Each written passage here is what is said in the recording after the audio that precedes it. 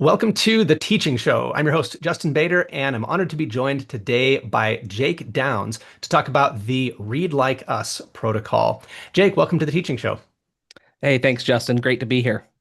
Well, tell us a little bit about yourself, and then we'll get into talking about the Read Like Us protocol. I'm a former fourth grade teacher, instructional coach, literacy coordinator as well for its school district, and currently I'm an assistant professor at Utah State University. And I also host a podcast called the Teaching Literacy Podcast for folks that might be interested.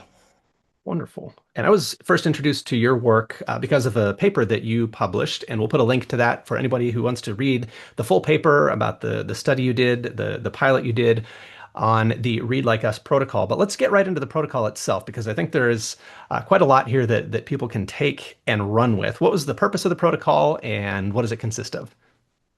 Well, the idea of the protocol with Read Like Us is repeated reading has been a technique used to support fluency performance or support students' oral reading fluency for a really long time.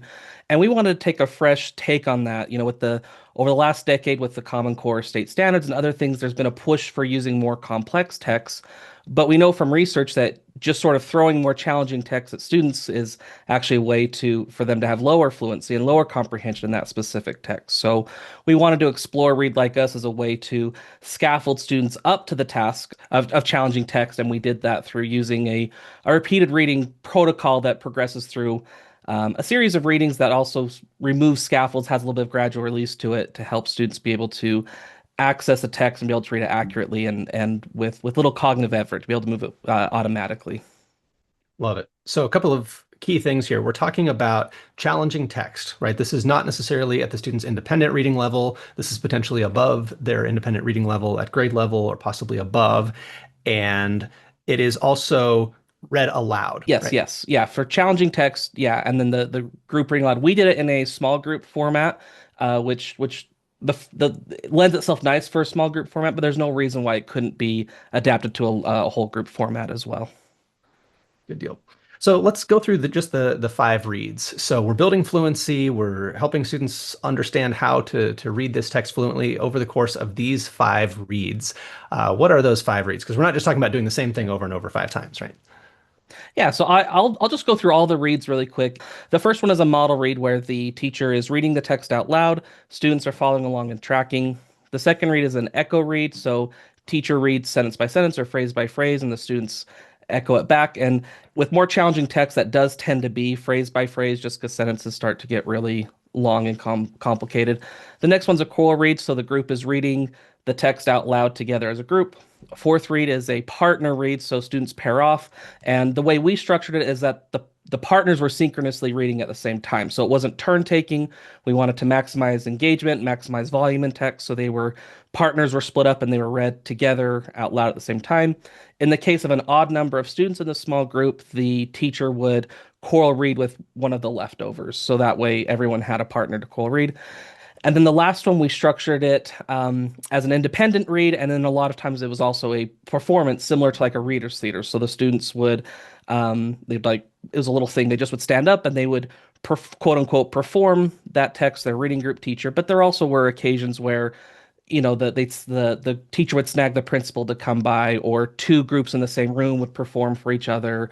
Just something small way, a small way to have some authenticity to the reading, to add some engagement, to have a purpose for reading, that in the final read that the reading would be performed. And then other times when there wasn't a performance, the students would just whisper read that last passage, the passage themselves, on their own for the last read. So that's how the five reads progressed from very high teacher responsibility with modeling the text to, in the end, the students performing the text on their own. Right. So they're hearing it read the first time. They hear all Yes. of the words, they hear the diction, they hear the prosody. Yeah, just making the text sound like language, like the way you would converse. Yeah. Yeah. So they know what to do. They're hearing it, they're practicing it, and ultimately they are performing the reading or part of it themselves. And we can't get into the whole study right now, but that had a pretty big impact on fluency, right? Yeah, it definitely did. We did get longitudinal effects we did pre-post assessment at the post students where they were more automatic, and with our group of fourth graders that we looked at specifically, they actually had increases in vocabulary as well, which would make sense with the challenge of text they're reading, but we also did a breadth of text across a lot of different genre areas. So they were getting a diverse array of academic language structures and different vocabulary words in different domain areas. Yeah, I wanted to ask about that because certainly people could think of lots of different possibilities. What were some of those genres and that people could potentially use the Read Like Us protocol with? Yeah, the genres we used in this one, and there's a second iteration that we did as well that we're currently writing up, but we used things like poetry. We had folk tales in there. We had a genre that was strange state laws, which the kids really got a kick out of different things that you can or cannot do in different states. We had another genre of types of engineers was another type of genre. So in this sense, we were aiming for breadth that sometimes repeated reading and wide reading sort of get looked at as being in these two separate buckets. And we actually said, well, what if it was the same bucket? What if we repeatedly read in text, but over the course of time, we covered a lot of different genres and a lot of different complexities. So these were third and fourth grade students that we used in our pilot. Um, the text ranged from some of them were third grade, most of them were more in the fourth grade, but they even had middle grade texts that were, in the six, seven Lexile grade bandwidth. So it was a range of texts of varying complexity, but also a lot of different genres as a way to provide students support with the academic language and the vocabulary and the being able to consume a text really productively was the goal of what we were trying to do. Yeah, so everybody gets to be successful with it, right? Everybody Yeah. reads it. Everybody reads it fluently, even if they, couldn't have necessarily done that on their own to start with. Everybody gets across the finish line and has read Yes. the text fluently multiple times at the end. Yeah, I love it. absolutely. Yeah, that's the goal. Well, we'll link to the full paper and the study that you did so that people can read that for themselves. Um, let's see.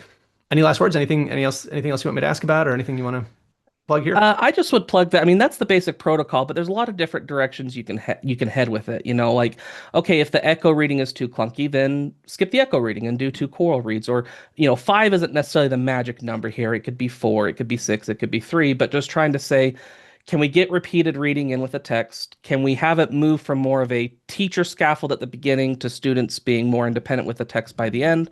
And there's also lots of opportunity to integrate comprehension with it as well. What if this was a science text that's aligned with NGSS standards you're working on? So to build background knowledge, with each subsequent read, you have a different text purpose. You have a different thing you're trying to harvest from that text. So read one, we're looking for big idea number one. Read two, we're looking for big idea number two. And then by the end, you sort of stitch those together. So yes, we built it as a basic fluency protocol, but we know that being accurate and automatic in a text can lead to comprehension.